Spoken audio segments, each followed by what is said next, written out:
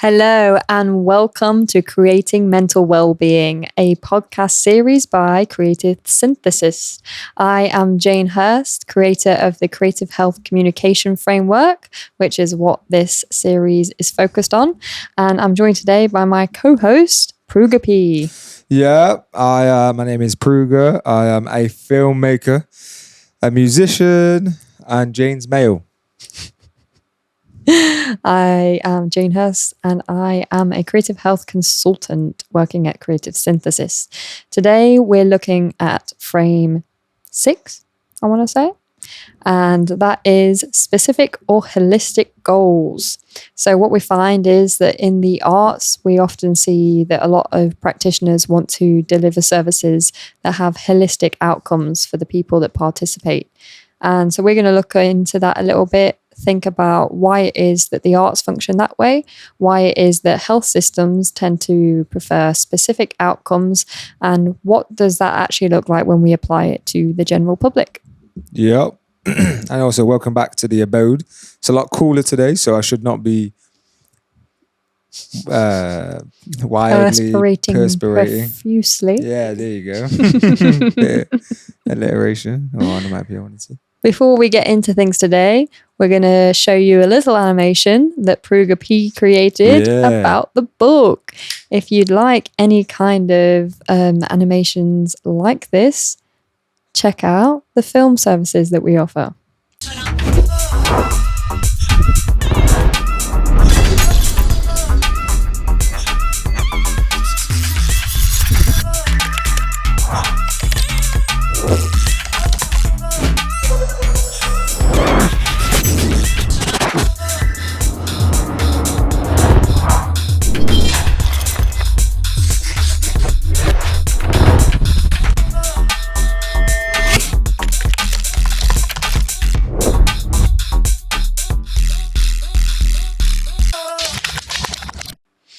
So, getting straight into it. Do you have any questions about the difference between a specific and a holistic goal? Believe it or not, I don't. I actually have a good idea about it all. Yeah. Yeah. Do you have any gut reaction to my statement that the arts tend to move towards holistic outcomes? That the arts tend to do that? No, because from my understanding, the sort of clinical practices will be very specific in what it is that they're trying to remediate or remedy. And so being an artist myself, I understand that art is something that impacts a lot of different facets of your life. Yeah. And so it makes sense to me. How do you think your experience of being part of clinical health services, so anytime you've gone to the GP, hospital, or anything like that, how does that differ to the way that you use the arts? Well, I basically never go to the doctors, so it's a difficult one. But because you don't need it or because you don't want to? I'm sure if I went to the doctors, they would say there's a bunch of things that I need. So I don't want to, but I have been to the doctors in the past. And generally speaking, though, I only go to the doctors for a very specific purpose. Mm-hmm.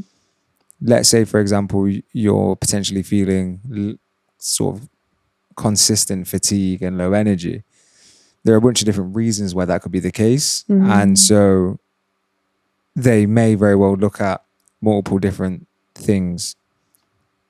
And you could argue that dancing, for example, some consistent movement may help with a bunch of different things, including your hand-eye coordination. So neurological pathways being created or coming back to life. And so, but then also there's the social aspect of that as well. And so, the art of dancing could help you in a multitude of different ways, as where the doctors may say you've got a thyroid problem or something like that, or whatever it may be. And so for me personally, when I went to the doctors, it has been for a very specific thing. I've got an ear infection. Mm. I need some antibiotics. Said you never. No, I used to get some really bad ear infections, and so I used to have to go to the doctors and get some like little ear drops. The amount of times now you're like, oh, I've got an ear infection, and I'm like, you're going to go to the doctors about that? Or I said, I feel like I've got an ear infection. Yeah, I've got all the symptoms, but I'm not getting like pus coming out of my ears or anything like that. Yeah. And so if that was happening, I'd be like, right, I need to go to probably get some antibiotics. But also as well though, there are, antibiotic resistant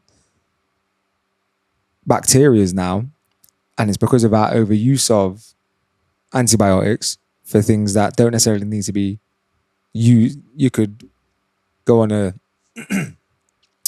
anti-inflammatory diet. You could try some periods of fasting, and that might help sort it out. But instead, a lot of the time, people will go to their GP and request that they have antibiotics. This is, of course, anecdotal from my experience in talking to people. But yeah, so if it's something that seems like it is GP worthy, then I'll go. But if not, then I don't want to just be another person frequenting the general practitioner. Yeah. Do you think that your observations of society, do you think that they tend to see their health as being these specific things that come up throughout their lifetime?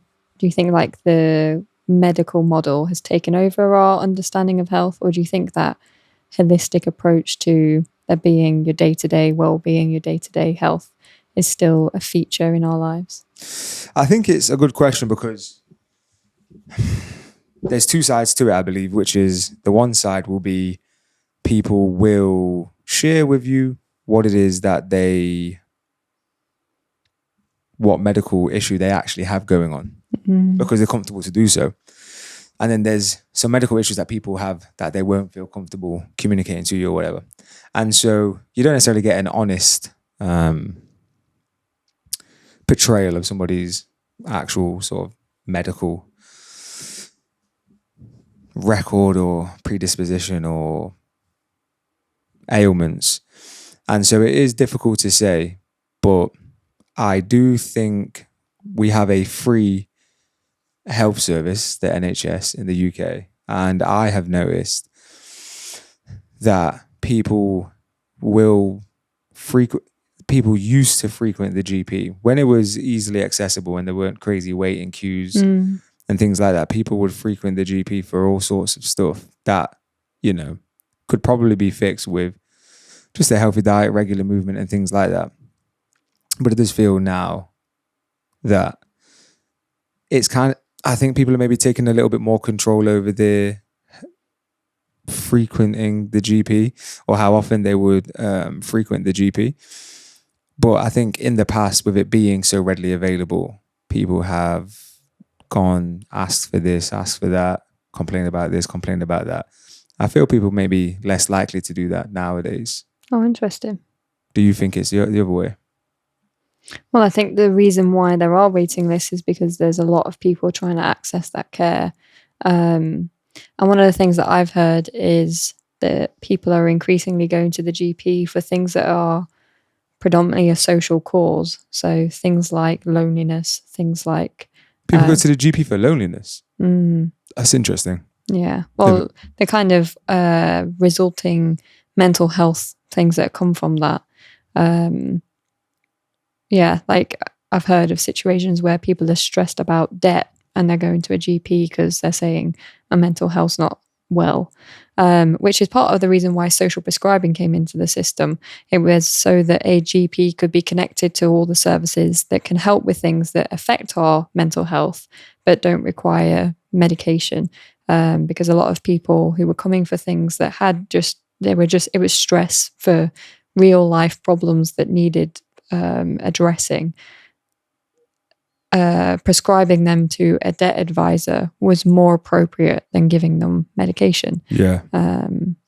Which I think is interesting because simultaneously you have this movement to having things like social prescribing in the system, though it's not equally divvied out across different GPs. It's not yet a integral part of the system, I don't think. Yet simultaneously, you have things like the medication that helps people lose weight. Yeah. And so instead of trying to have this public health approach where you're asking people to have healthy lifestyles, you're kind of accepting that society has so many things encouraging you to consume in different ways that it's easier now to create a medication for it. So yeah, movement away from medication in one sense and towards it in another. I guess it's not a simple answer. Yeah. You could argue that there's potentially a will thing as well. What do you mean? So sort of the weight loss thing, you could argue that there is some aspect of a lack of will there within society. And the reason I say that is because I was once 23 stone, and it wasn't because I had a overactive thyroid or whatever other reason, a slow metabolism or anything like that. It was because my body works in a very specific way. So I call it a diesel engine. The reason I call it a diesel engine is because a petrol engine and a diesel engine work a little different. I mean, to be fair, they work the exact same. It's an internal combustion engine, but the way that they burn is different. So petrol or petroleum burns faster than diesel. Diesel burns slower. So when it ignites in the cylinder, it's a slower burn, but it also creates more torque, which is essentially more power, and for the same amount of fuel or whatever. And with that being the case, diesel engines are much more efficient because they have a longer burn, and so you don't need as much of it. And it's why diesel engines are known to be better at running for longer and long trips and things like that. I didn't know that. Yeah. But it, like I say, it means though that you don't need as much diesel to get as far as you do with petrol. And so technically you need less energy, because that's all fuel is energy, right? And that's all food is energy. And so if I realize I've got a diesel engine, for example, let's take me and you, for example, perfect example. You eat 3 times a day. Mm-hmm. I arguably lift pound for pound more weight than you do. And pound for pound means that it's an equal comparison.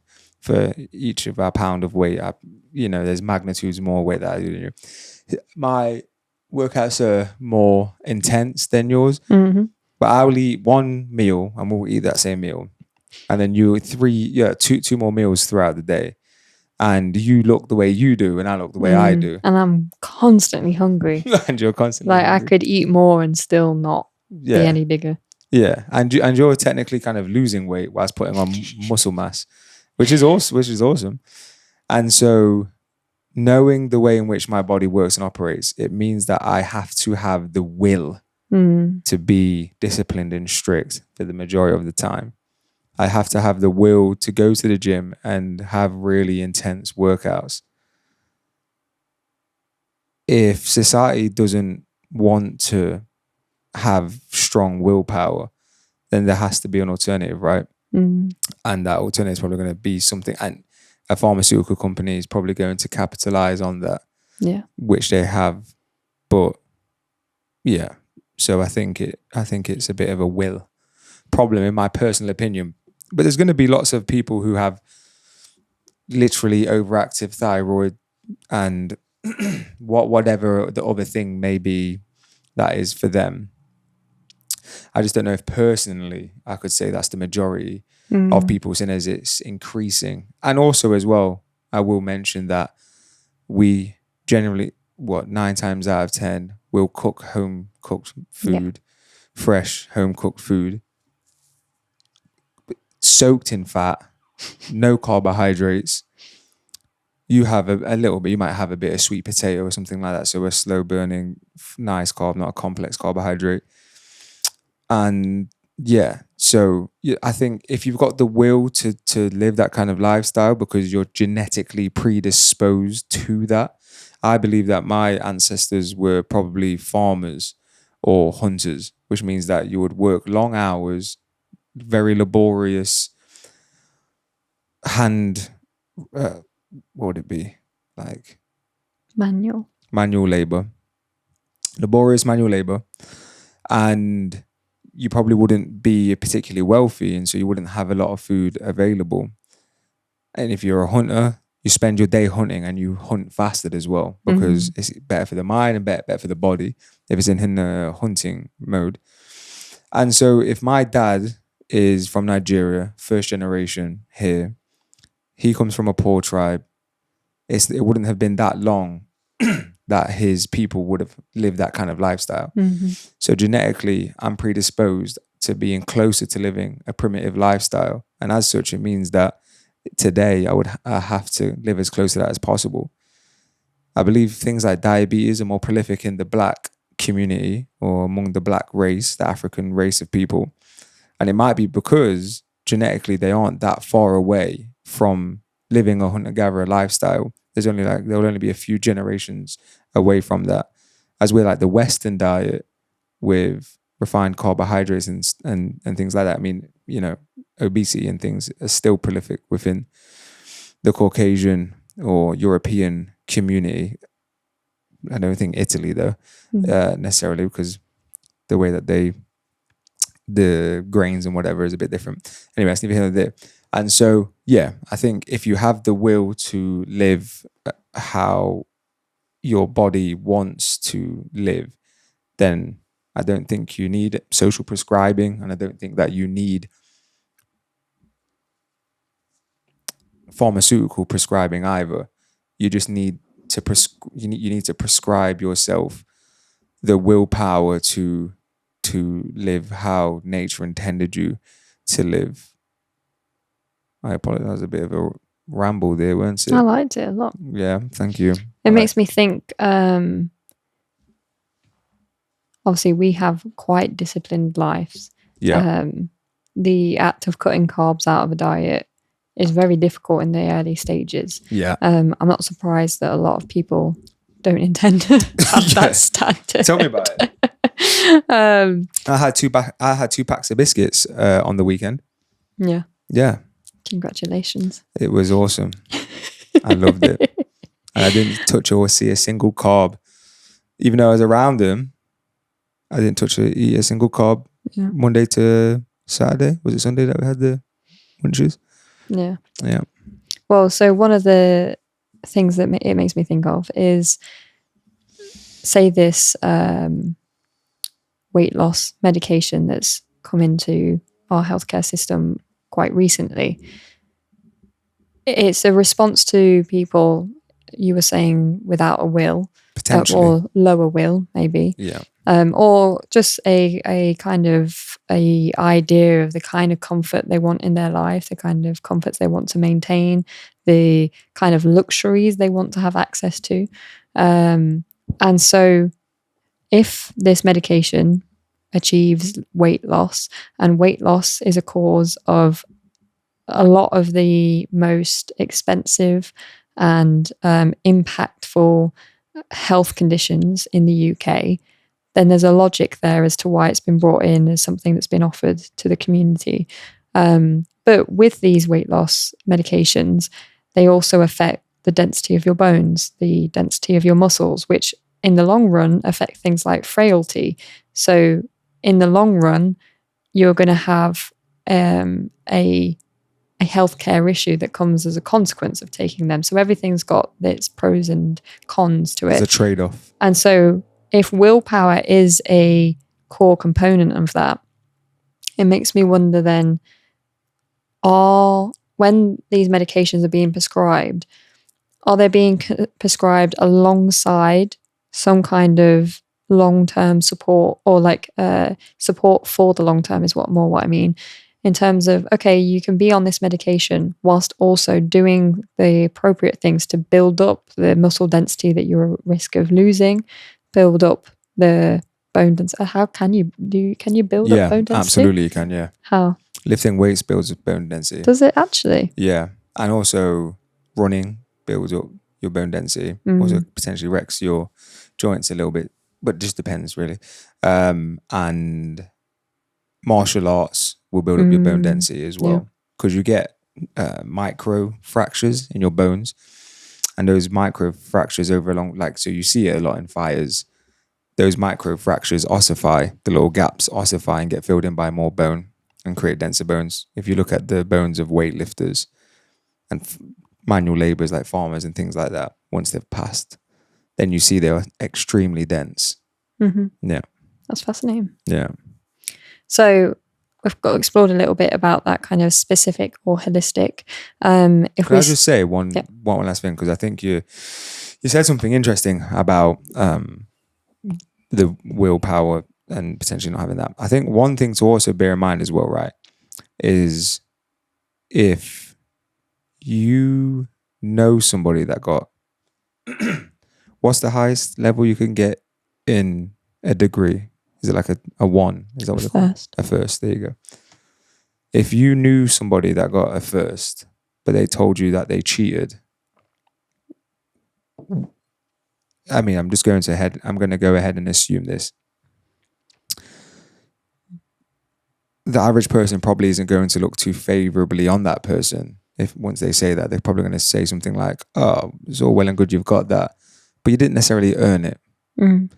And if you look at somebody who has wealth, if they came into the wealth, what's the general thing that someone would say is, "Well, you didn't earn it, and so you don't know what it's like to earn it."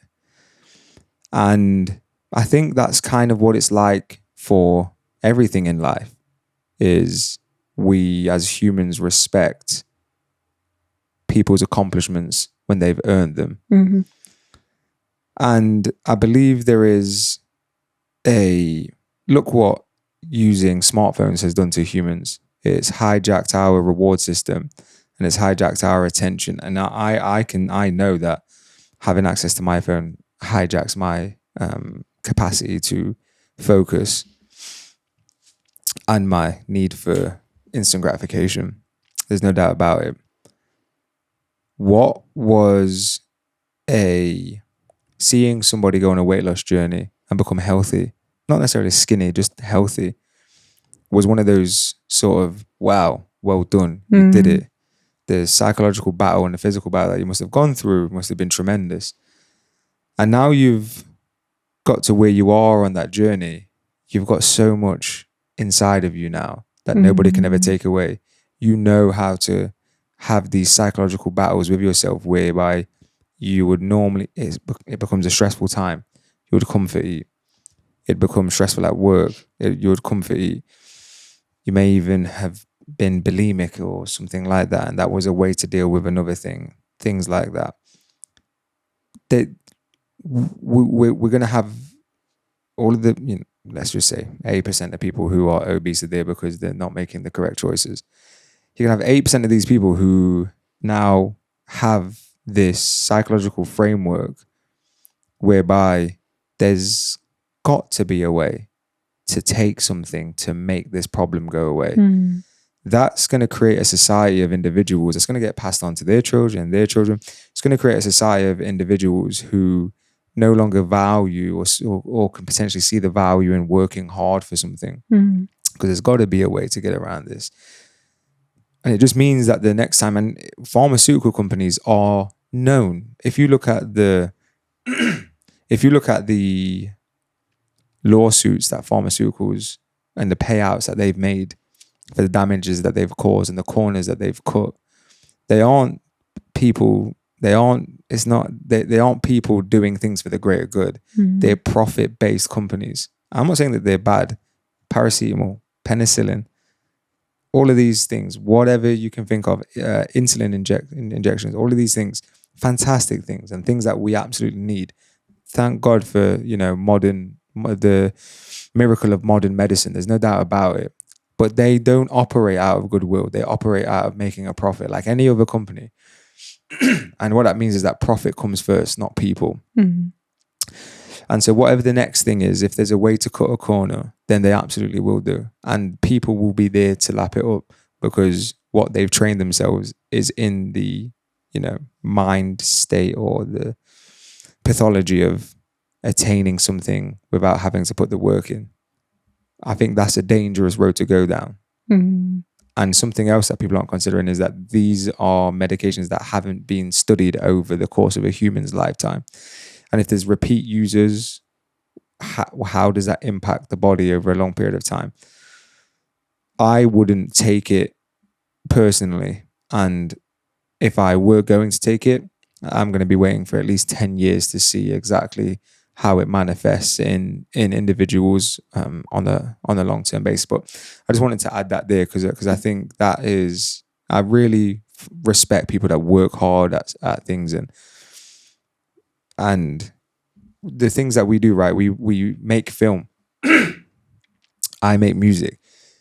If somebody shows me their film and they say all of this was made using AI, I don't respect. If you're looking for my admiration, you have none. If you're looking for my respect, you have none, because you haven't done anything. You've typed some words up and a computer has done it for you. You've not made a film. Same with if you get AI to do it, or you say, here, listen to this song, this is my friend. Okay, well, your friend's got my respect, but you don't have it. And so I think you have to put the work in. I just believe you have to put the work in. And that's that, really. I think what's really interesting, what you're saying there was when you were kind of first setting up that idea of respect and it comes from having earned something. I was thinking, yeah, but if I'm somebody that feels like my health is at risk, if I've got complications popping up, if people are recommending things like surgeries or extra if the amount of medications I'm on every day is going up because of my weight, then something like a pill or an injection, I think it is, to reduce that may well be good for my health in the short term. So I might not care about the other people's respect for me if I feel like I have tried hard and yet I'm still got all these things. But I think one of the consequences of that, which I think was inherent in what you were saying, is if you go for this short-term fix, in the long run, it can lead to that sense of helplessness when you don't have something to rely on, when you've not built up that resilience to know, I've chosen to have this discipline, and this discipline will not only support my health, it will support me at work, it will support me in social situations. There's a multitude of transferable skills that come from building up a strong and resilient core. No, absolutely. And you're absolutely right.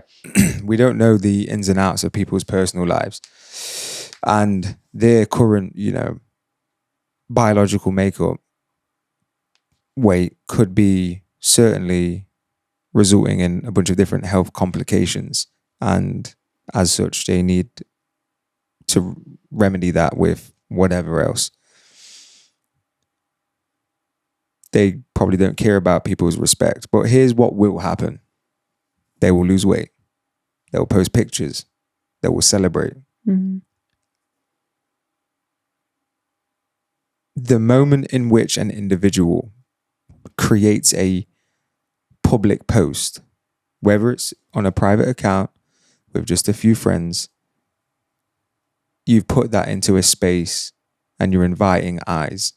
You're wanting eyes. I want you to look at this. Every time somebody releases something, every time I release a video, every time I release music, every time I put a picture, every time I write a status, every time we release a podcast. Every time we release a podcast, it is a call for attention. Look at me. Here I am. This is what I've done. I'm so proud of it. I'm so happy about it that I want you to view it and I want you to like it and I want you to consume it. I want you to admire what it is that I've done and what I've accomplished. If this is about health, don't post about it then. Don't display it to the world. don't ask for celebration because you've done nothing. But they will ask for admiration. They will expect admiration. They will want to see people like it. They will want to be celebrated.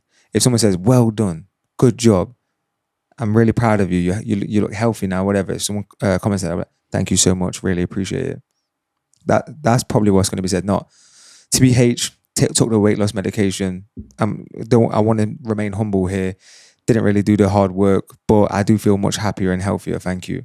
Mm. I don't see posts like that, and I spend too much time on the internet. I don't see a balanced approach to people's egos, and I try to keep myself in check. Not perfect, and I'm still not at the weight in which I need to be at. I'm still working at it, and I'm only talking from somebody who was, potentially beyond morbidly obese. And I understood my habits and why, in hindsight, why I was doing what I was doing. And I was probably pre-diabetic, therefore not going to the GP. A lot of my ear infections came from being overweight.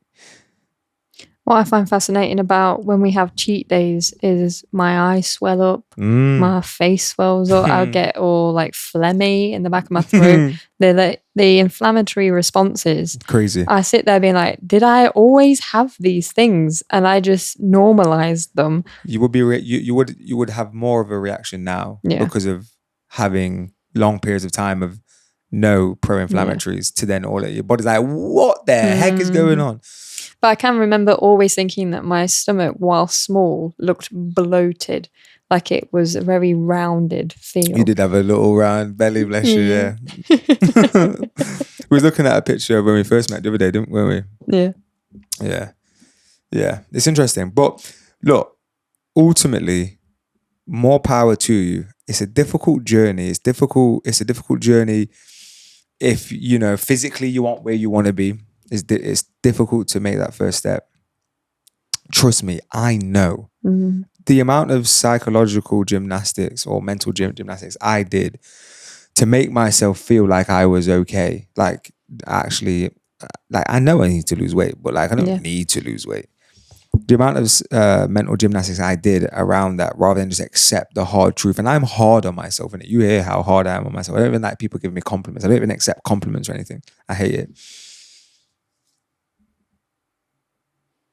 It's a difficult journey to climb. It's a difficult mountain to climb. Same goes for mental wellness, and if you want in a good place mentally, financially, whatever it may be, it is difficult, but just know that, take it from my personal experience, embarking on that journey, what you discover, literally think about it as though you're walking from point A to point B.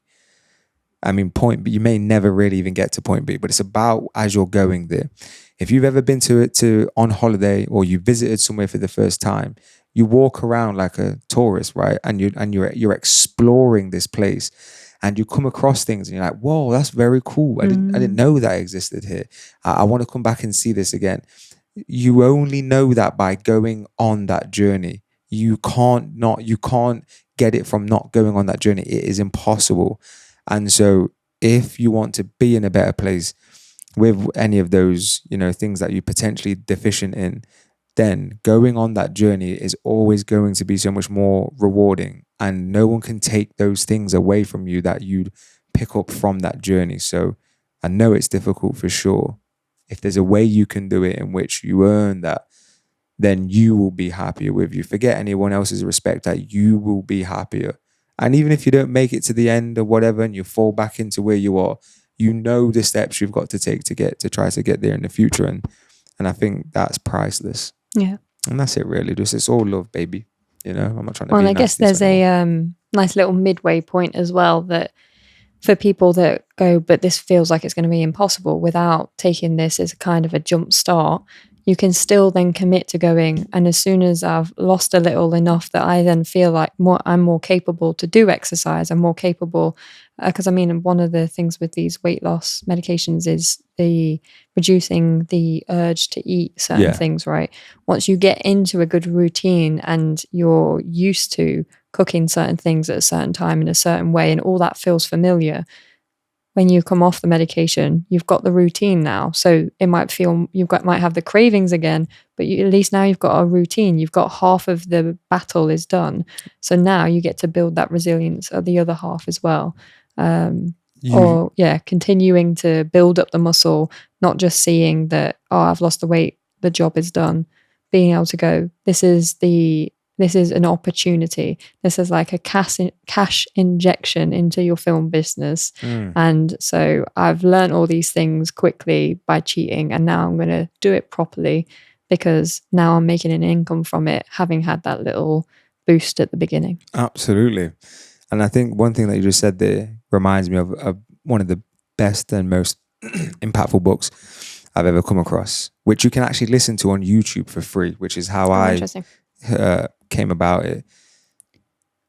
There's an author who, from the early 20th century, so in the 1900s, his name is Napoleon Hill, and he wrote a book called Outwitting the Devil. The particular one I'm talking about has this amazing audio performance from whoever the reader is, or the narrator. And so look for that one. I'm not 100% sure what it is. We might have a link in the potentially. description. Yeah. Maybe. And he talks about this thing called hypnotic rhythm. And that's what what we would refer to now as, finding a habit or like developing a habit. When you first came to the gym with me, I was like, well, if you're coming to the gym, I go at 5 a.m., right? He was like, I'm never going to be able to wake up at 5 a.m. Now you always wake up at 5 a.m. Yeah. And he was like, I'm only going to go to the gym. I'm going to start off going two days a week because I don't want it to mess up everything else, right? And whatever. And he was like 3 days a week and four days a week. And now you consistently go to the gym 5-6 days a week, right?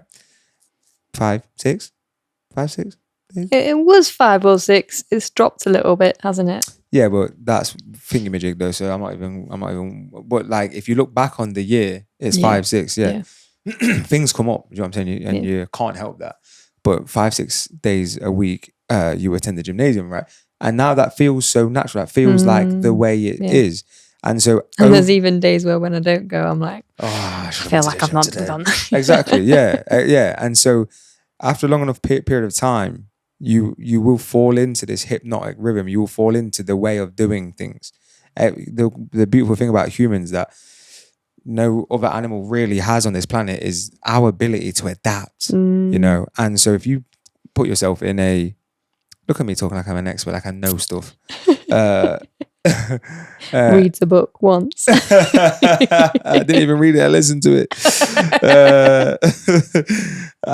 If you put yourself into a situation, if you create an environment, if you create circumstance, you will find a home there. You do adjust. And so, well, we were talking the other day. I said to you when we were in the gym, I was like, it's amazing how this kind of feels like a playground. Like, I now come in, I don't know what I'm going to do, but I determine on the day, depending on how I'm feeling, what my little challenge is going to be. And it's the challenge that makes it feel like curiosity and play. And even though I can absolutely hate the thing that I'm doing because it don't feel good all the time, by approaching it with that kind of curiosity lens and being like, okay, today I'm feeling strong. I'm going to try and get a personal best on this thing. Today I'm feeling weak. So what I'll do is I've just got to get to the gym. So I'll do not like average weight, but I'll rep it out. Yeah. And today I don't feel like strength is my is what I want to do, but I do have a lot of energy. Let's go do some cardio and really try to see how fast I can go. And mixing up those different things, I think, has been really instrumental. And sometimes the way of getting through it all is to be like, what I want is variety. Today, I really don't want to be at the gym, but it's not because I've not got the energy. I just don't have the motivation. What I'll do is I'll go on things that I've not gone on for a while, even if they're not the things that I need to work out the most. And I'll do a bit of everything and it will keep my mind engaged. And at least I went to the gym today. And do you remember when you first came to the gym, he's like, I've never felt comfortable inside a gym. Yeah. And now you see it as a playground. Yeah. It's just, I think the human mind is... I told you that I'd never be not by your side And now I'm just like, no, I want to go do this thing. All right, see you in a bit. Have fun. Yeah. Now when we worked it out together, you're like, oh, it's so nice. Yeah, it's so nice to have you. It feels like it's been ages since you've, and you're like, okay, tell me what I'm doing today. I'm like, okay, cool. Let's do this. Yeah. The humans are fantastic creatures and so much potential to maximize. Yeah, absolutely. So that was one. That was 1 out of 7. If I go to 7, if we make this relevant to creative health, that might help us make sense of everything that comes afterwards. So 2 of the examples that I gave in the book looked at dance. Yeah. One of them is Dance to Health by Aesop, and one of them is Move, Dance, Feel. The first one looks at falls prevention. So it's linked to things like frailty in older demographics. And frailty is one of the things that is really contributing to hospital admissions at the moment.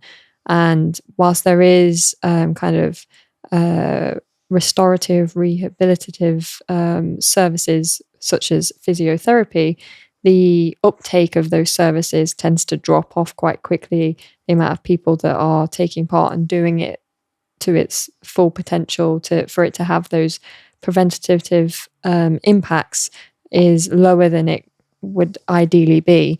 So by incorporating dance into that physiotherapy, you get to target falls as a outcome, reduce the amount of people that are being admitted to hospital, or the people that do get admitted to hospital, their fall is a lot less serious, so they get to leave hospital much faster. And it means that they retain their autonomy, they retain their ability to access communities, to do things with their life. And so this would be considered a specific service because it's measuring falls as the main outcome, even though it's having these other outcomes such as retaining your social life, which has well-being benefits. You're getting to interact with people in the activity space, which has a sense of play. Exactly. So, but in terms of what is being measured as part of the funding stream, it's a specific service. There's a lot of the research that they've done will show the exact percentages of how many people ended up in hospital from that demographic before taking part in the dance service, and how much less now end up in hospital or stay in hospital as a consequence of doing the dance service. I like it. Another example comes from Move, Dance, Feel, like I said, and they are a service for women with cancer or women who are supporting people with cancer. And this service, from my understanding, is more of a holistic service. It helps people with their well-being more broadly. It doesn't have one specific thing that it's telling people that they're trying to solve when they enter the space, but it is supporting them by putting them with other people who are struggling with similar things. If they decide to on their own share stories or share experiences, sometimes what makes the space special is it's a place of silence. They don't have to be defined by the cancer. They just get to dance and experience that dancing around other people who are moving at a similar kind of pace to them. Having that kind of community, that kind of access to creativity that's made for them has a multitude of impacts. So this too has had research done from it, but instead of having these kind of percentages of what something was before and after, they have a more holistic approach to saying what comes as a consequence. So the outcomes that were measured is greater joy, improved sleep, improved memory, increased confidence, enhanced cognitive performance, increased sense of body appreciation, reduced feelings of depression, worry, and fear, enhanced energy and a reduction in feelings of fatigue, enhanced strength, balance, coordination, and a range of motion, enhanced sense of creativity and imaginative thinking, enhanced sense of connection to others, increased sense of safety and support, reduced feelings of loneliness, increased concentration, improved stamina, and improved mood. Sounds like an RPG. It sounds like you're playing an RPG and you just picked up an item of clothing and you're reading off like how it impacts your stats. I love it. Yeah. What do you think of those examples? Do you have any immediate thoughts? Well, I just think ultimately they're all positive, right? Yeah. And did you say, so that's the holistic part? I don't, because you listed off a lot of things there. Did you mention anything about reducing falls? So that one's not aiming to reduce falls. That one is cancer. So it's reducing things like fatigue, which is a big consequence of cancer treatments. Yeah. That kind of extreme tiredness and the kind of debilitating impacts that can have on a life. So is this like just quality of life, kind of? Yeah, to some extent. Just overall quality. So it's something that would support a cancer treatment. Yeah. I like it. I think it's lovely. I think cancer is kind of, not cool at all. Mm-hmm. I imagine receiving a diagnosis would be just heartbreaking. Yeah. Life-changing. And so, if I got a diagnosis after all this attempt to not have carcinogens, yeah. Well, not really. I drink alcohol. I use nicotine pouches. Yeah. Vices. But I'll cheat on the weekends and stuff like that. But throughout, the week, I try to be good and whatever. But if I got a cancer diagnosis, I'd be depressed. Yeah. Someone offered me to go do dancing. I'm like, no. I'm doing full-time MMA classes now. But that's still a creative outlet. Yeah. That would count as a creative health thing. It has to be a one which I can get punched and punch people and kick people, really. So I think, for the average person who doesn't have a tendency towards... well, and this one in particular was for women, so it is that gentler art form, I guess. Yeah. And it's from what I understand and what I've seen of their videos, it's a very expressive, like kind of slow contemporary kind of dance style as well. Very freestyly sort of, however you... Yeah, I think it's a beautiful thing for people to go have that experience whilst being in a place in which may very well be a very dark place for them. Yeah. May be what feels like a very hopeless sort of place for them. And so, I think it sounds lovely. Really sounds like a really nice quality of life kind of thing. Sorry. That's all right. And so, first thoughts, it's awesome. I like it. It's lovely. If you knew somebody that had cancer and they're going through NHS services to try and reduce it, would you expect something like this to be offered through a healthcare service, or would it be something that you think the individual should go find in their community? Or no, I think it is something that should be offered through the NHS. I think, so, you get things like the Macmillan.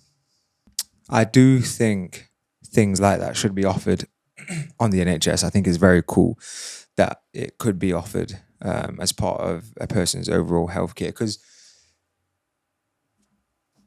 there's a book by Malcolm Gladwell called Outliers, and within that he mentions a group of people, American Italian people, in maybe the mid 20th, maybe late 20th century, maybe the early, somewhere in the 20th century, I believe.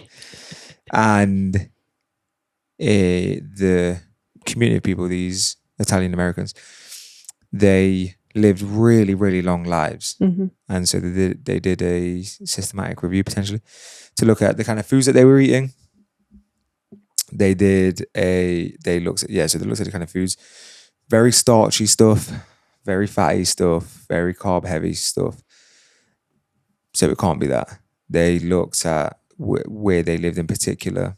Was it something about the water there? Was it something about the air? Was it lots of trees? No, just a sort of street in, I think it's the East Coast, New York, kind of Boston area, I believe, ish. Well, that's quite far away, but that sort of New England settler, sort of early settler sort of area. I'm sure it's New York, New Jersey's kind of place. And they couldn't discern anything about environment or kind of foods that they were consuming. What they found was, though, that these people often lived in houses with potentially 3 or 4 different generations. Mm. And so these old people were looking after their great-grandchildren. They had a purpose to live. Yeah. Their will to live was extremely strong. And so it didn't matter that they were feeling old and tired. It was that there was a reason for them to be around. Mm. And so you can't really understate what quality of life can have on somebody. And somebody that's fighting cancer, it might be the little thing that gets them from, if their body, because the mind-body connection is very much a real thing, especially if you want to get better and things like that. I believe, the mind-body connection is crazy. And so let's say it's a 180 degree whatever. Over this side is I've got the will to get to see this through and whatever. And the mind-body connection, the body's all jacked up like, yeah, we're going to kill this, whatever. And the other side is I have absolutely no will and just take me now, I don't care. And the body feels that as well. High level of cortisone and stuff, no positive hormones, etc., no reason to live. If the individual is just on that side, right, and this dancing thing takes them to there, and that's all they needed to be able to, accompanying the clinical sort of pharmaceutical practices that are going to help remedy the cancer, then that's cool, G. Mm-hmm. I'm very much there for that. I like that. I think it's cool. I think it should be part of the NHS. You obviously do also have charities like the Macmillan Cancer Charity, who provide support to individuals as well. The nurses come around, the Macmillan nurses come around. Everyone says, I used to do fundraising for Macmillan, and everyone says, yeah, I had an auntie, an uncle, a dad, a mum who had it, and the nurses really helped out. They were amazing. And things like that. So it's just those quality of life things that I think are really important. You can get them from a charity. You can go seek them out yourself, but people may very well not be in the place in which, someone says, you should go, maybe the GP says, you ever thought about dancing? You should go search it up online. Gee, I can't even see me living past 6 months now. What are you on about? But it's like, it's absolutely free. All you've got to do is turn up. You can take your friend, you can take your daughter, you can take your whatever it is. Okay, I'll give it a go. I think it's important. I think it's cool. Yeah. Yeah. I like that. I like the idea that it's not just about whether it belongs in the NHS in terms of their scope, but about the difference it makes by having that direct, I'm telling you to go here, just check it out. I think it's going to be good for you, rather than, you might want to look at this in your own time. There's a different psychology around it, right? Yeah. And I think that what I found funny in what you were saying is my dad has always said, I don't care if I get cancer. No cancer's taking me down. I love it. And he's always told me about different people he's known who have had cancer, and people who have had aggressive cancers and survived the long term, and people who had these cancers that shouldn't have killed them off, but they did. They died in the long run. And he will say that the only difference he's seen is how much they feel like they want to live. The kind of insistence, this isn't going to take me down, and I'm going to do as much as I can to have a really fruitful life. Now, obviously, that's not the only thing. Cancer is something that's kind of beyond us in a lot of scenarios. So that's not me trying to point blame, but my dad always has had that opinion. And there was a point where he had a cancer scare, and my mom you know what she's like. She just worries about everything. And so she was in turmoil the whole time that it was being like researched and stuff. And I think my brother was a bit concerned. He started like being really nice to my dad. And my dad was so blasé. He actually found it really funny. Like every time people were doing nice stuff for him at work, he was just like, "This is great. I should get cancer more often." And he's like, it's because it wasn't one that was going to ever threaten his life. So I think that he also was being very pragmatic about it. Was just like, yeah, I'll do what I have to do to get rid of it. But like, this isn't something that I need to worry about right now. And I kind of just took his lead with it. It was like, if my dad's not worried about himself, then we know that anxiety can exacerbate these things. So why am I going to bring that to him? Like that's even if this was an aggressive one where it was threatening his life, if my dad wants to choose happiness in his like final years, I'm gonna fuel that happiness with him. Fattiness. That's the case now for you. Sure. That is what my dad wants for his life now, for sure. I love it. So some of the things that we cover elsewhere in the chapter are more kind of practical, looking at how members of the public view their own well-being. Okay. So one of the first things that we look at is whether their well-being system, as we call it, so the things that they see as being instrumental to being happy and well day to day, when they create a narrative about what their well-being system is it a very simple narrative or is it a very complex one? So, for example, we had people remember the well-being orientations that we talked about? I think it was the 3rd episode of this podcast. In that, there was 6 different orientations. When we were using that activity with members of the public, some of them would have a single factor, so a post-it note that they'd written something on. And when it came to filing it in that table across the 6 different things, they were like, okay, well, I need to rewrite this post-it note because it goes in loads of them. And then I'd ask them to describe how it was affecting things. So they'd be like, it affects my social life in this way, it affects my environment in this way, it affects my body in this way, and then that affects my mindset. And they could have this really complex narrative of the ripple effects of this one factor on their life. Whereas there was other people who had much more simple well-being systems in that they had this post-it note. It was like, yep, that predominantly affects this thing here for me. So this thing I put in my life to help my social life. This different thing I put over here to help my spiritual orientation. This one here I do for my body, my physiological orientation. And it was much more kind of siloed in their thinking of what factors they used for what. And I think that when we're considering whether to give people specific or holistic services, we have to think about the way that they're seeing their well-being system.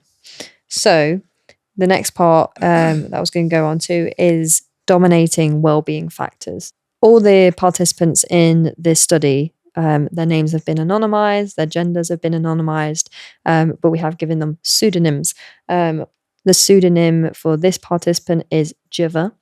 And Jiva had a story where they were told most of their factors, I think perhaps all of their factors, either went into mindset, which is that psychological orientation, or it went into their social life, so social orientation. Every single one of them. And what we found is they'd created this narrative where they were saying, they were a natural kind of social person that was very clear in the way that they talked about their life. When they allowed the social influences to have too much of an impact on their life, that's when they were at their least disciplined. So is when more addictive behaviors came out, things like drinking and drugs. It was where more kind of, that's where things like more inappropriate behaviors were coming out. They ended up in jail, for example. And so they seen this tension of wanting to be social, but having to put a limitation on their social orientation based on it having quite negative consequences a lot of the time. Yeah. And whereas when they talked about their well-being at their best, it was these moments where they really took personal accountability, had this really disciplined mind about how they were going to do things. So got really into exercise, went off the alcohol completely, had this kind of very healthy outlook on how they were going to interact, bringing discipline into a lot of different areas, basically, and being very grounded in their own sense of what they wanted from their life and where they wanted to go, and making sure that other people fit around that vision rather than trying to fit around other people. And so there was it was clear from their story that there was this constant tension point between their social life and their kind of personal mindset being the dominant factor at any given time. Now, for Jiva, because there was these two dominant factors, what we found was that the kind of care that they expected from a wellbeing service, they're not somebody that would personally go to a wellbeing service, but they took part in wellbeing activities, things that were just going to be in their day-to-day life that would affect their wellbeing. When they were choosing how to live their life with their wellbeing in mind, they chose things that very specifically had that goal of, I want to amplify my mindset of being more this kind of way. I'm going to go do some exercise. I'm going to do this sport because this sport is going to give me that sense of direction, and help me improve my mindset to be more disciplined. Yeah. And so for that kind of service user, something that points very specifically at the thing that they're hoping to improve can be quite important. If that person in particular, when we're talking about these more holistic services, they didn't want that. They didn't want this thing that was saying, oh, it can help you in all these different kind of ways. It's a holistic package. It's just good for you. They wanted something. They wanted to have that kind of, no, I know what I'm about. I'm about this thing here. I just want something that focuses on this thing here. They wanted that more focused approach. That's interesting. I get it. Yeah. Yeah. Yeah. What do you get? So like, if I were to go back to 2017, then I needed to get out of this pit that I was in. And it would have been good to be able to have somebody to talk to who understood where I was at. And trying to talk to people didn't quite work because they just provided just it was not good. And what I needed was something in particular. I needed a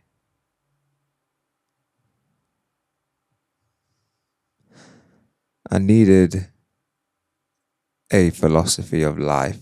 I needed a foundation of principles. And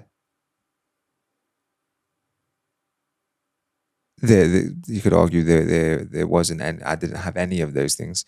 Or if I did, they were all based on superficial things.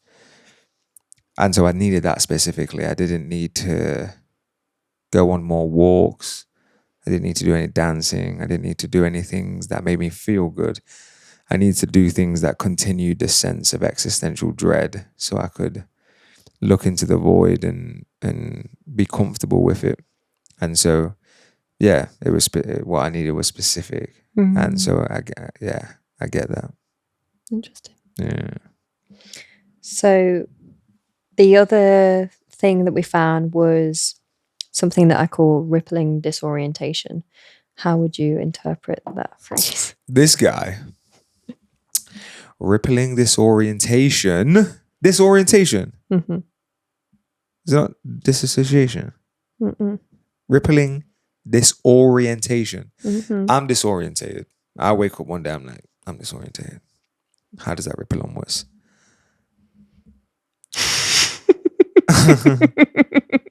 I'm trying to remember what I said last time. No, rippling disorientation. So, like, for example, let's say you're in a relationship, it's not going well. Mm-hmm. If you rely on your relationship to give you orientation in the world, you know which direction you're going in because you and your partner are aligned. And so that's the direction you're going in. That goes to hell. And now you're feeling disorientated. You don't know which direction you're pulling in. You're starting to question things that you've not questioned before. Is this even the job I want to do? Is this even the place I want to live? Maybe you moved to this city with your partner. Is this now where I want to be? And so now it's rippled onto your work. You aren't going to the gym as much. It's had an impact on your physical well-being. Mm-hmm. You're not speaking to your friends as much because your life's kind of a mess now, or you feel like it's a mess. Someone asks you how you're doing, you really don't want to have to answer that question. And now your social connections are also impacted. Is that what it means? Yeah. Splendid. Talk to me. So another one of our anonymized participants, their pseudonym is Lou. And what we found with Lou. The last time you said this, the only thing that was in my head was this scene from Fight Club where he's like, "Come on, Lou." And I didn't say it then, but I'm going to say it now. It can't be twice. And I may never get to say this ever again. So if you're familiar with the movie, you're welcome for the reference. I bet you've not thought about that scene in ages. If you've never watched the movie, type in I YouTube. thought you were going to say the scene where there's a whole load of mess in the loo. I was like, what an obscure thing to have brought up. No. Come on, Lou. People will, if they know Fight Club, they will get that reference. But anyway, you spoke to Lou. Yeah. So if we look at rippling disorientation in Lou's story, Lou had the way that they told their story was kind of based on character roles. So they prided themselves on the way that they interacted in their workplace. They prided themselves on how they were as a parent, and they prided themselves on their relationship with the church. So they're kind of these three pillars, two of which that they mentioned the most were the family and the workplace.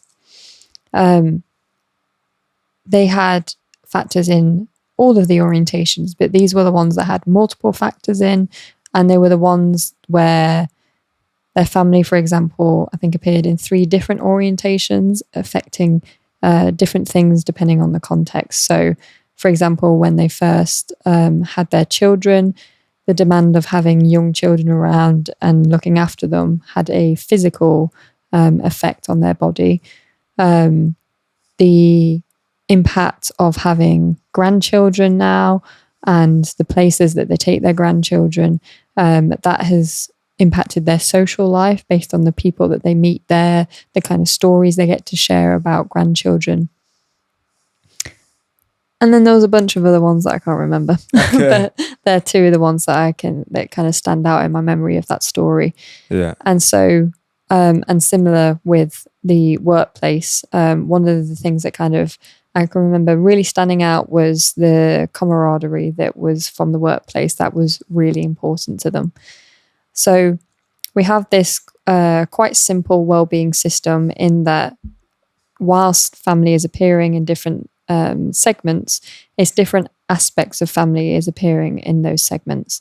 So it's kind of moving between simple and complex well-being system in the way they talk about it. What we found were, it's actually probably best that I read from the chapter for this one. Let me have a look.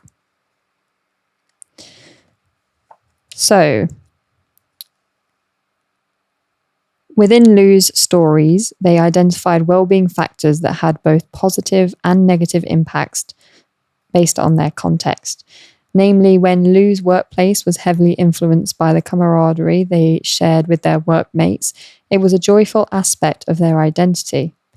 Moreover, as a proud parent and partner, Lou's family provides them with a comforting awareness of what their role is. This combination of work and home have provided an implicit sense of meaning. Yet, when money problems disrupted this balance and tensions began to rise in these character-defining aspects of their life, Lou became explicitly disconnected to their sense of purpose, so much so that one New Year's Day, they stood at the side of train tracks, wondering whether to take their own life. Wow. Yeah. Serious business. Very. So we see there that because these two pillars were so instrumental to their life,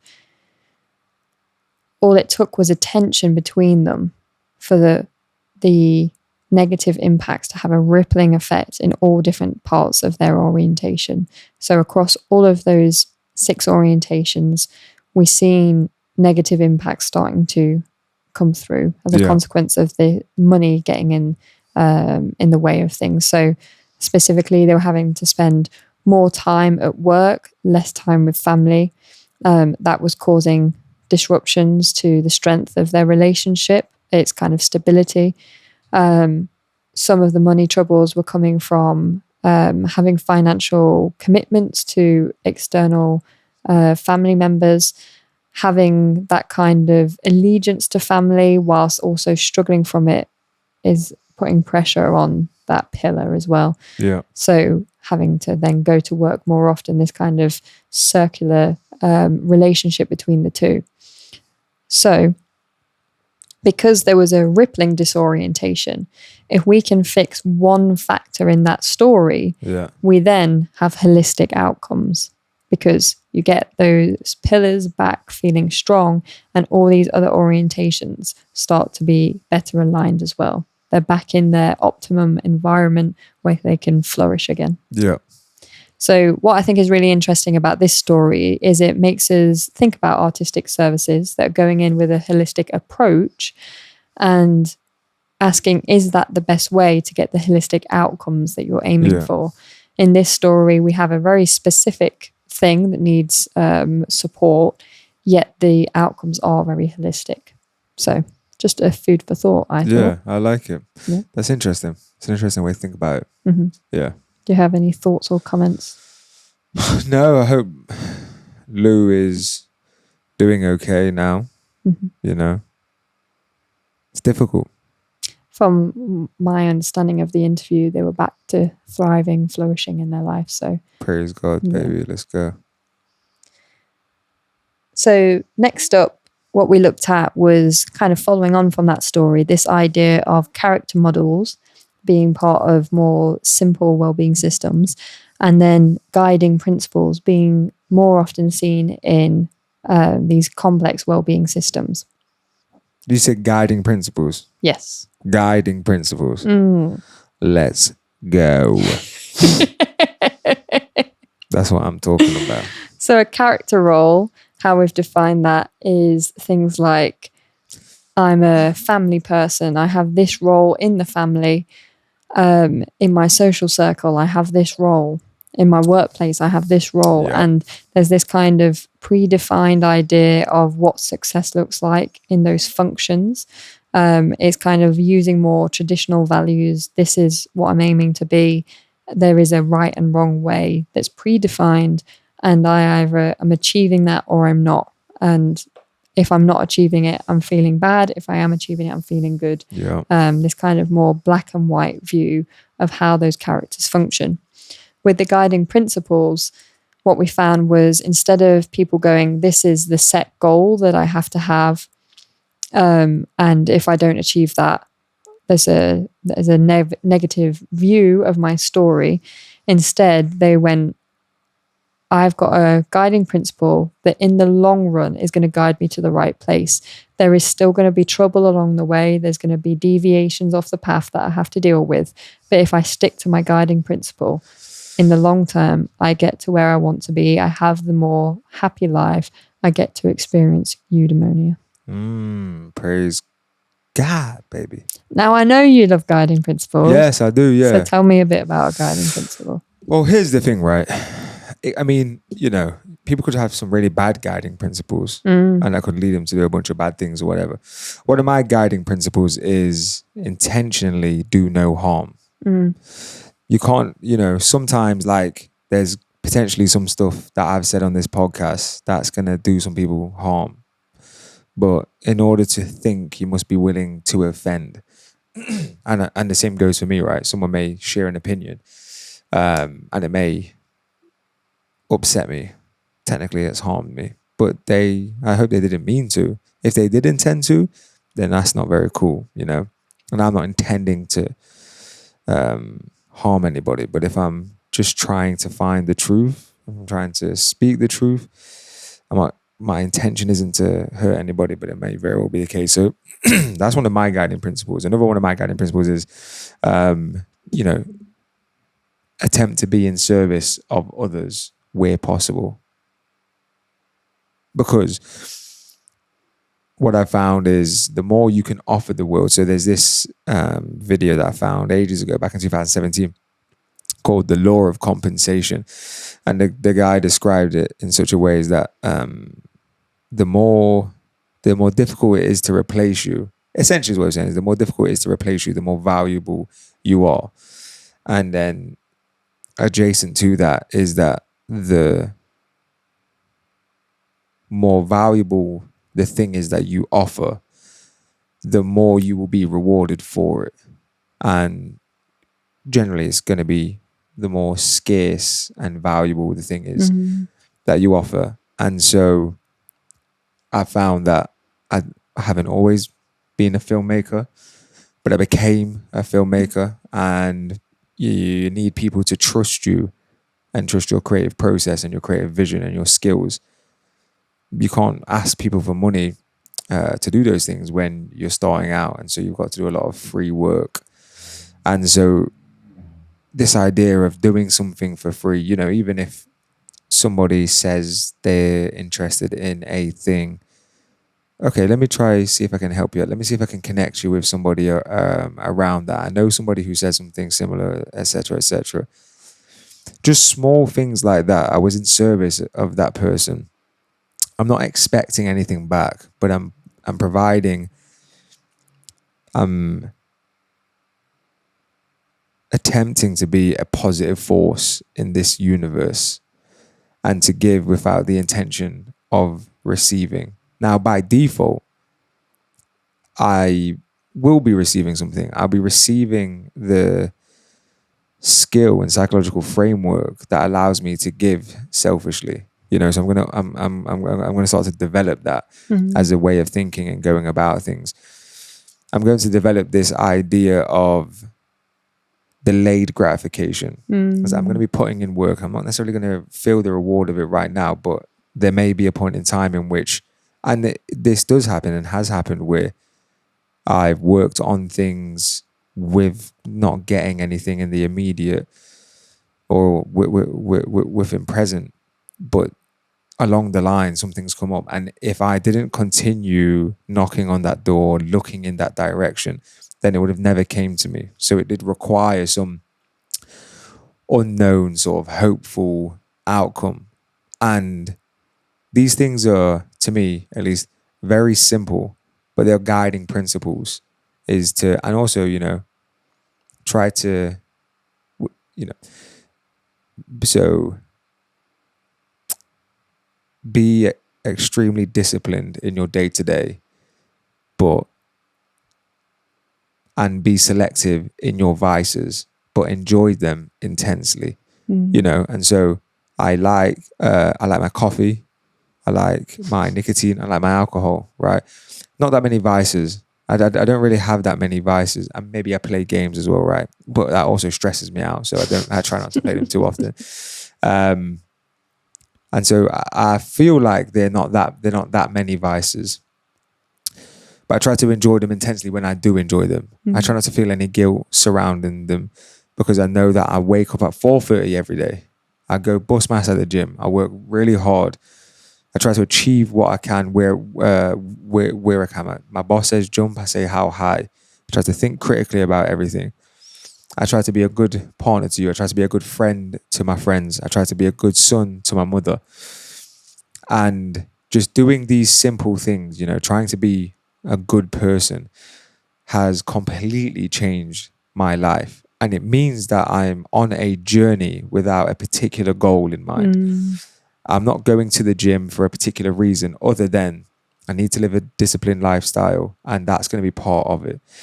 And so it's going to land me somewhere. But if my mind is set on a particular outcome or a particular goal, I know what I'm like. I will achieve that. And I'll be like, well, what now? And so if I allow a principle to guide me, then it doesn't matter where it takes me. I'm here for the journey. I know that's going to come a point in time when it's, when it's time to, say goodbye to everybody ultimately. And I want my last thoughts there to be, I did it my way. No, but I want it to be that I did it my way, and I was a good person, and I've got a real sense of fulfillment. I don't feel any resentment. I don't feel like I should have done anything any differently. I did it. I was guided by love. I was guided by passion, and I was guided by good intentions. And if you're goal focused or goal orientated, then you may end up stepping on a lot of people, or making a lot of bad decisions, or making a lot of enemies along the way that were unnecessary, because the goal, what came first, rather than a guiding principle that came first. And so, yeah, no, I love the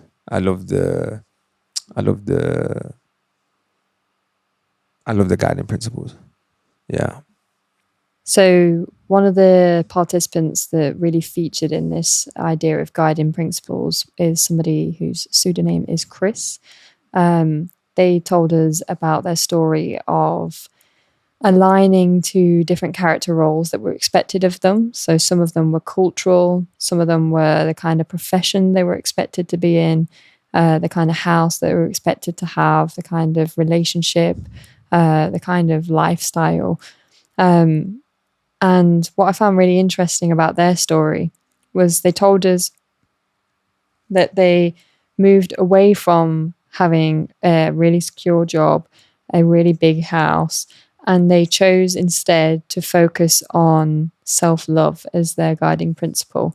And they had a very particular definition of self-love that's a bit too complicated to sum up in this podcast.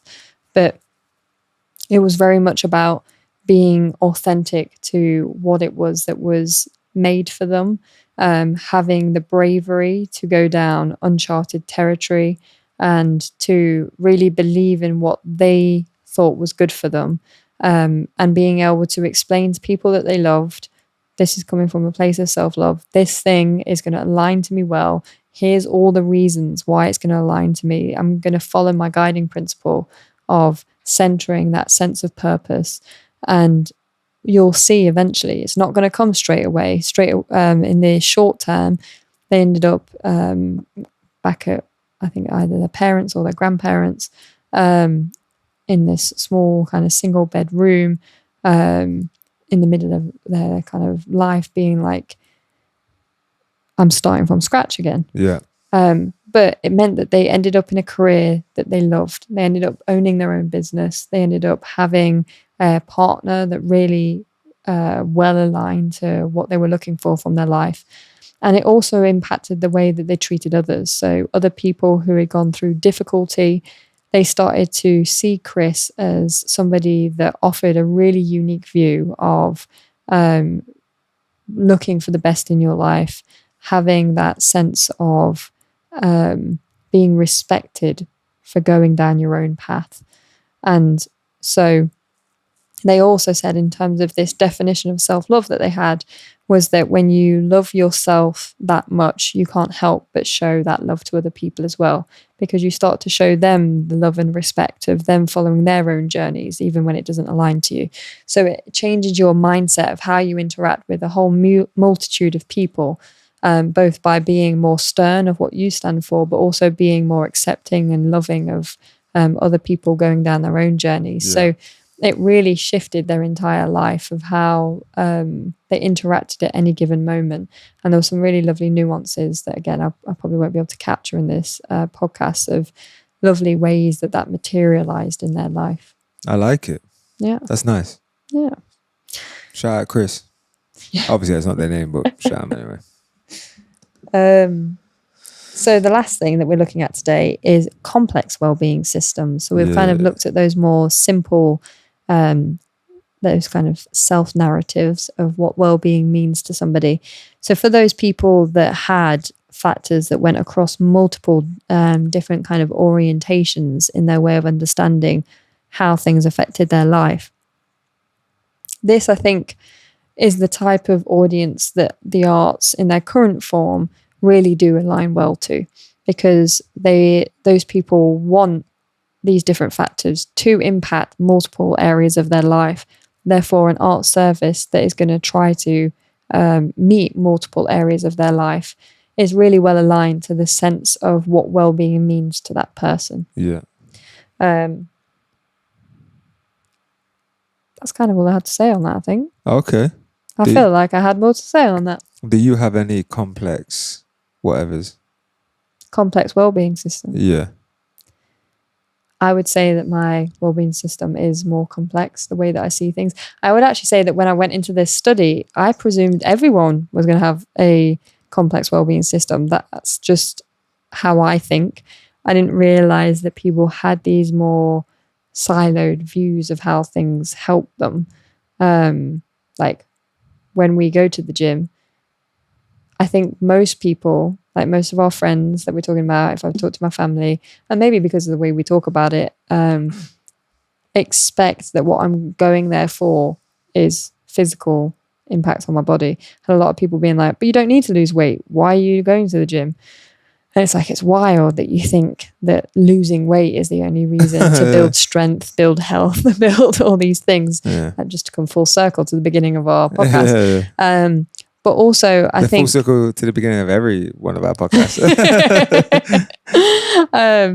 But for me, I was seeing it as having this complete difference to my lifestyle. So if I look at environmental orientation, I'm now exposing myself to this environment where curiosity is being requested of me daily. Yeah. I'm having a kind of physiological impact.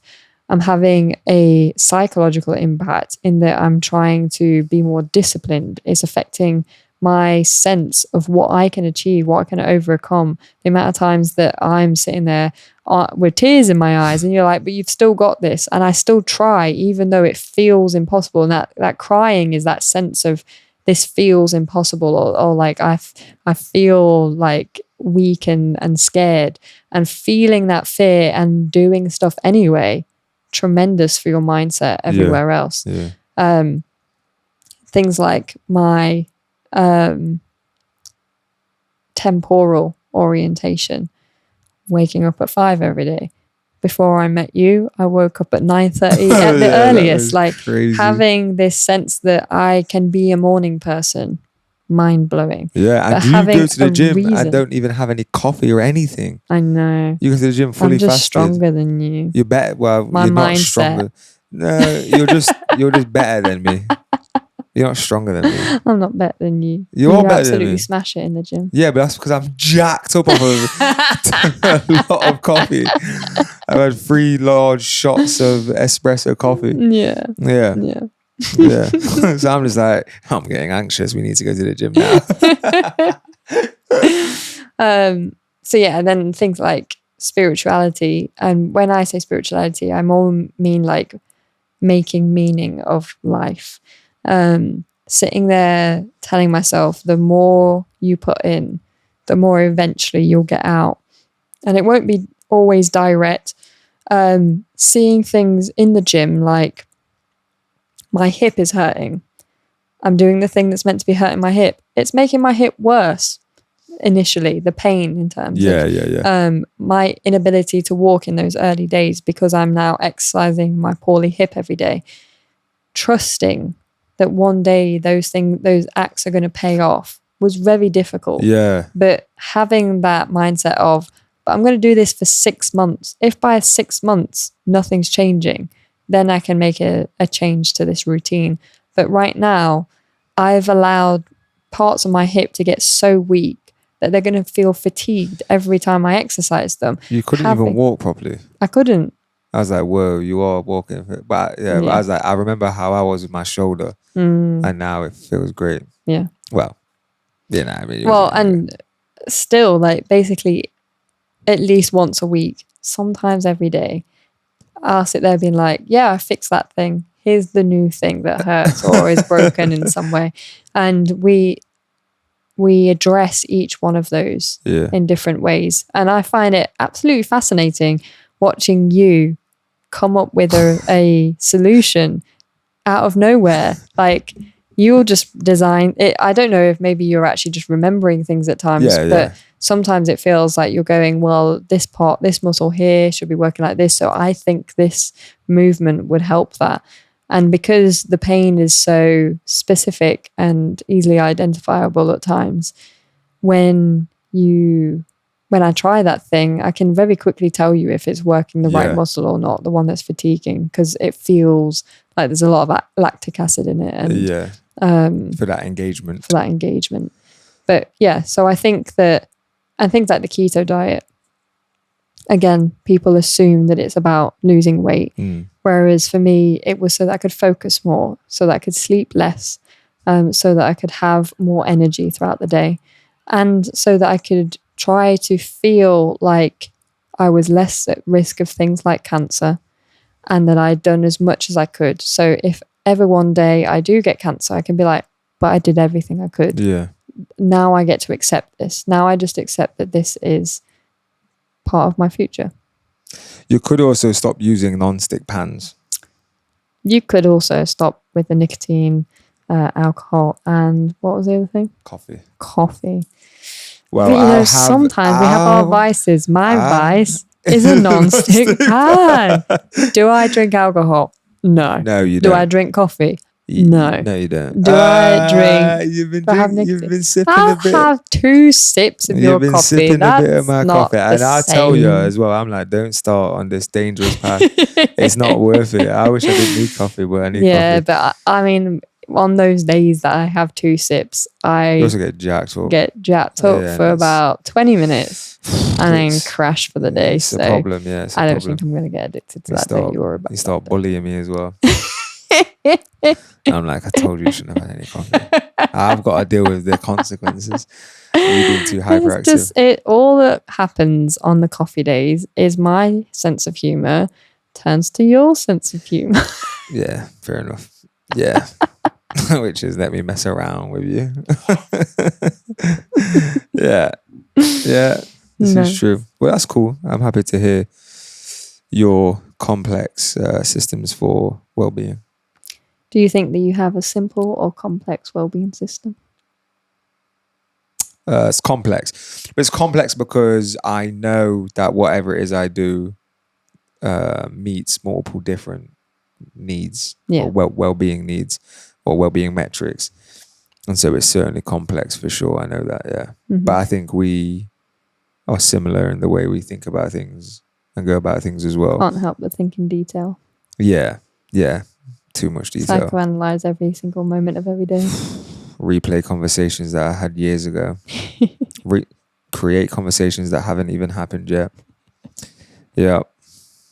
Mm-hmm. So, yeah. But I also find it to be like, for example, so how you said about your curiosity at the gym and stuff like that. So when I first started getting into the gym, I would watch hours and hours and hours and hours of different workout routines, even ones that I didn't care about.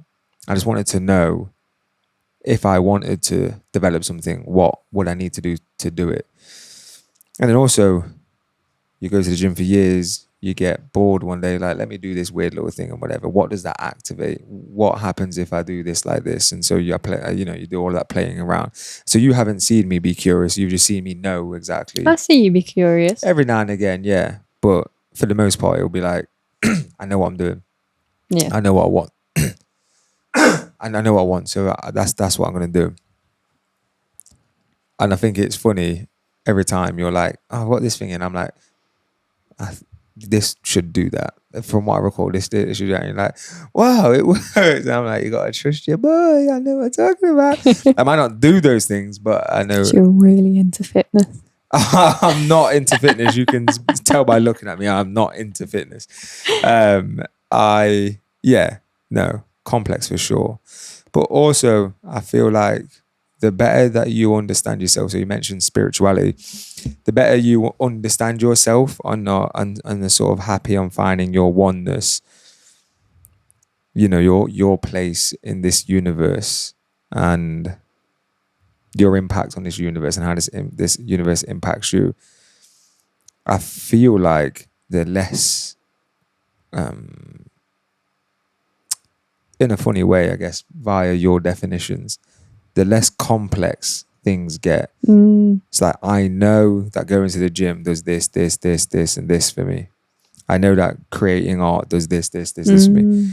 But that's made it simple now, because now they all sort of fit into a category, and I only really need to do 4 things to make me a complete, to feel completeness. Go to the gym, create, work, and do something that feels like I'm having an impact at work, and then, you know, love and be loved, and that's the only 4 things. So those 4 things expand out into different particular specific categories, but really you're able to, I know who I am, and so everything becomes really simple. I don't need many different touch points to feel many different things. I know exactly what I want, and I know where I think that's really interesting, because lots of the people in this study that had those more complex well-being narratives of their systems, they were also the people that filed the most factors.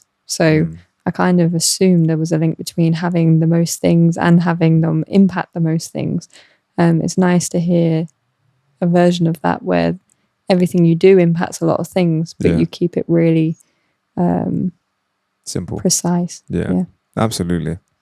Well, and what I think is interesting is earlier you said that you can relate to that, to the point sales pitch of what a service is going to do for you,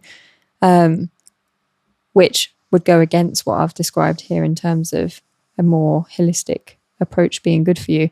Yet things like the arts have had a holistic impact on your health, but not necessarily how you'd want it pitched to you. Yeah, no, but that's because as well, I remember for many different times in my life, people have suggested, so I'm the kind of person that has to feel like they've come up with a thing or they found a thing. I know that's what I'm like. And so I attempt to not be like that anymore. There's this one song that is one of my favorite songs ever called Meanwhile in the Future by Cohen Sound. It's a fantastic song, but it's got like a 1:04 intro, maybe a 1:06 intro. And it is not the kind of music that I was into at the time. And it's still not necessarily the kind of music I'm into now. It's very like, very funky. And I remember, from like 1:06 onwards, that's where I'm at. Very bass heavy, very modulating synthesizers and very transient and punchy drums. It's awesome. And I remember one of my friends at college tried to show me this song, but he's playing this song, and I was like, okay, I will try to wait it out. Got to 35 seconds, I'm like, this isn't the kind of music I like. He's like, no, it's this. And I was like, no, let me put something on for you, and I put it on. And then a few weeks later, I was watching a Skrillex video where he was on tour, and you know, it's kind of like a montage of, you know, a compilation of him being on tour. And there's this one clip of him on like a tour bus or whatever, and there's an after party at the tour bus, and it's this same song, but I didn't know because this was the drop of the song. Yeah. Meanwhile, it's amazing, and I was like, oh my god, this song is a banger. And so I went to college the next day and I played it for everyone, And I didn't even get to the minute I didn't even get through the intro. I was just like, it's got to be at this part here. And my mate Kurt was like, that's the song that I was trying to show you. And I'm like, oh, ignorance. That's what happens when you're ignorant. Yeah. And that's still who I am. But I've got to fight. I've got to fight that. Yeah. And so, you know, if somebody were to recommend an art or something like that. So like journaling. I know people have spoke about journaling so much. But the way I found journaling was I wanted to know what was one sort of common trend or theme in successful people. And a lot of the time they would journal. And they would journal all the time. And I was like, oh, okay. So like, but no one said you need to journal. It said I came about it from people saying it. And so if someone says, you know, you should get into filmmaking if you're feeling it's a good expressive art form, etc. Even though I like it today, and if someone had recommended it and I wasn't doing it, I would like it. I know there'd be a part of me that's like, but I want to find out why I like filmmaking. I don't want to be prescribed a thing. I want to really know why, and I want it to feel like it's come from inside. Because as well, any idea or thought that comes from like an exogenous thought or idea is never as long lasting or impactful as one that was incepted, you know, or was produced by yourself. And so I know that it would be a form of cheating, to go full circle. I know that for me it would be a form of cheating if it was to be impressed upon me rather than it come from me. And so yeah, that's that really, I guess. One of the things that I've been writing about today, so I got this public health book, and it's talking about scoping, doing a scoping review. So trying to find an issue and understanding everything there is to understand about it, and who you bring in to then start thinking about solutions. And so I did a thought experiment about the lack of arts engagement causes lower quality of life, shorter life, etc., etc. I won't spoil it because I might post it somewhere. And one of the things that I was thinking about as I looked through it was, because the way that this book encourages you to present the problem, instead of going, I advocate for creative health, so I want to align it to these health outcomes. And it does align to these health outcomes. I can present the evidence that makes it align to those health outcomes. But the better way of doing health is going, this is the health issue, which things impact it the best way. So it's not just that the arts impact it, but do they impact it more so than something else? Whereas if you start with lack of arts engagement causes higher mortality, lower quality of life, more years with disability or serious long-term health conditions, more social isolation, all those things. It shifts the perspective.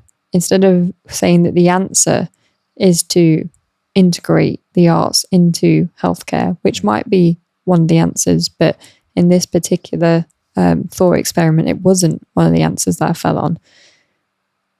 What I came to was, if people not engaging in the arts is the problem, then you need to provide them with the information that the arts are good for them, and give them the autonomy to then engage at their own will. That's interesting. People buy products from people that they can relate to, right? And from real people. And if you're trying to get somebody to engage in something, you're asking them to buy it. You're asking them to buy into this idea that it's something they should do. And so maybe you could argue that there is a lack of, what is it when you testimonial? Maybe there's a lack of testimonial for the engagement, right? You've got a bunch of practitioners or GPs who are saying, this is what you should do. And people are like, I don't want to. But if Jill was recommended it by Bill, what's the likelihood of, the NPS score, the net promoter score or whatever. So maybe there's something there. Yeah. Well, and I do think that creative health has a place in health systems, but I think there's a limit to that because health systems have a limited remit, limited function, limited financial resources. When they're talking about having to cut services, trying to fit creativity as a holistic approach comes with challenges. Yeah. Whereas if you see it as, but we can still make an impact on creative health, whether or not it's in that system, there's a beauty that comes from that. But it moves the responsibility away from something like an integrated care board or GPs towards something like a public health team, where their responsibility is more on health messaging, health literacy. So I really love the idea of creative health literacy, which is basically how much do the public know about how much creativity can help their health. The more that they have that innate knowledge about, all I've got to do is sing for 5 minutes and my lungs are going to be stronger and I might not get these respiratory issues that mean that I don't ever have to go in hospital to treat these things. That is beautiful. Yeah. Why would I not want to do that? Singing's fun. You can get there on your own and you can do it whenever you want to. You don't have to try and do it every day. You don't have to go to a dedicated group if you don't want to. If you want to, there are dedicated groups. But having that autonomy, I think, is the way to reach the masses. And I just thought it fit in with that kind of will that you're talking about. I like it. Yeah. I like that you put this book to good use already. It's awesome. I had to. I bought a lot of books with not a lot of money to spend. I saw your receipt as well. Yeah. That's crazy, G. Wow. And on that note, that bombshell. It's time to have a serious word with Jane behind the scenes. I love it. Thank you so much for joining us today, guys. Before we leave, go check out his new album. It's called Dog. Yeah, it's all right. It's just DAWG. It's got some dots in between it that would suggest it's an acronym. Don't be fooled by that. No, I remember there was a song and you was like, why is it called that? It has nothing to do with that. And I was like, I just name things because it's how it be sometimes. I was like, the naming convention is meant to help people find it when they can only remember the main lyrics. And he was like, I'm a classic artist. I do it for the love of it. And that's that. Whilst simultaneously sending me reels on how to improve my social media. Because you care about reaching people. I don't care about music reaching people. Sorry for trying to make sure I love you. I love it. So anything you want to say about the album before we go? I like it. I think it's cool. Jane is featured on there on a song. 2 songs. 2 songs. I created the lyrics for one and sung it, but then there's one where I have about 3 words that I say. Is it? What song is that?